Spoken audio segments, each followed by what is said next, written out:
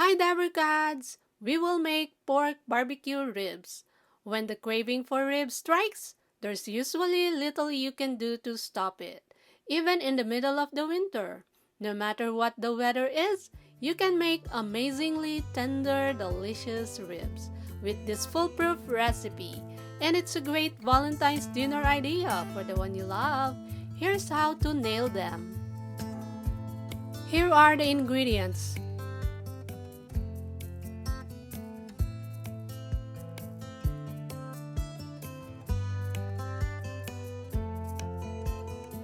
First things first, rinse your ribs, run them under cold water, pat dry and then peel off the silver skin. This is the shiny white piece of membrane that sits on top of the bones and makes things tough and chewy once cooked. It should come off easily. Next, let's mix all the ingredients in a saucepan.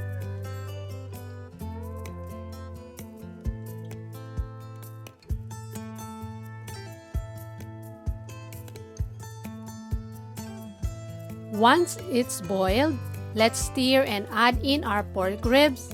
Be sure the ribs are covered by the sauce. Cover the pan and let it boil to continue cooking.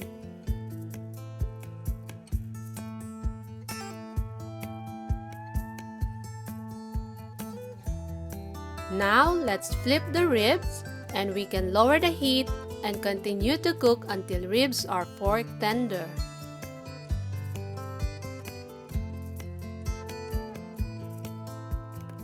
Paalala mga Dabarkads, huwag puro nood, mag-like and subscribe din. Love, love, love!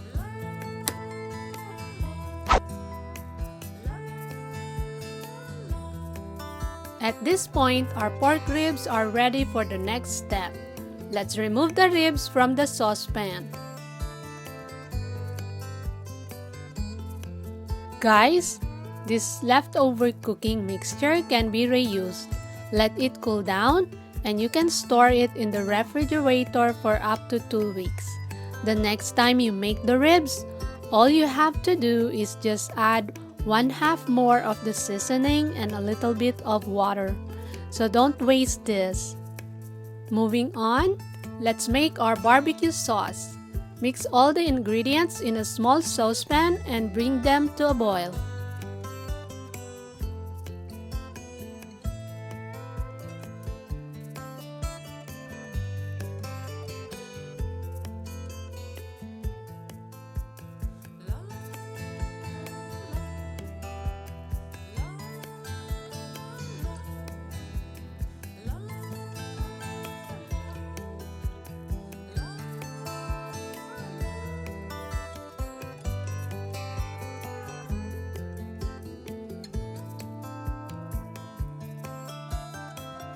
Once the sauce is thick, you can turn off the heat. Now let's put our pork ribs on a griddle and baste them with the barbecue sauce.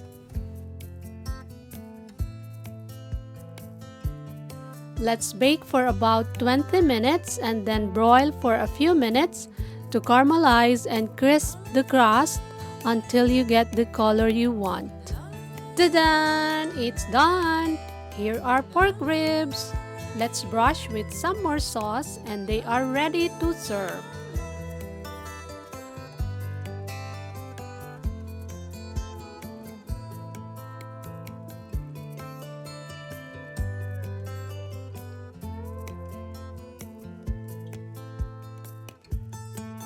Shout out sa aking number 1 fan, ang aking nanay Dolores Banyaga, na laging nanonood ng aking video. Maraming salamat, Mother. I love you. Thank you guys for watching. If you enjoyed watching my videos, then make sure you subscribe. Please hit the like and notification bell so you don't miss a single video. See you soon in my next video. God bless.